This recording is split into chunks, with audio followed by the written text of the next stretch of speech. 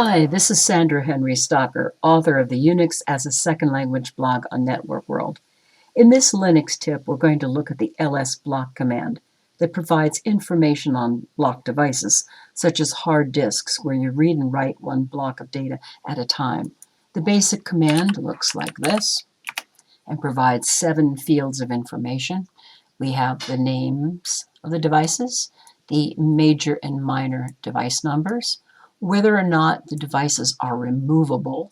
One means it is, so only our DVD CD-ROM device is removable. The size of the devices in megabytes, kilobytes, gigabytes, in this case. Read only, so it shows that all of these devices are read only, and our disks, of course, are not. The type of each device, and the mount point where the devices are connected to the file system. The bottom 6 lines in this output show us our disk devices and our CD/DVD drive. We can see the device types here, disk partition, mount points over here, and again that only one device is a removable device.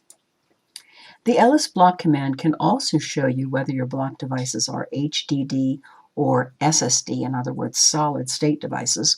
We do that like this.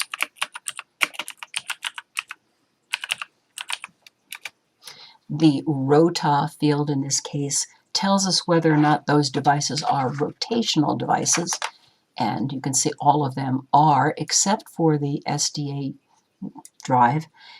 In this case, it is not rotational, meaning that it is a solid-state device. Well, that's your Linux tip for today. If you have questions or would like to suggest a topic, please add a comment below. If you like this video, please hit the like and share buttons. For more Linux tips, be sure to follow us on Facebook, YouTube, and networkworld.com.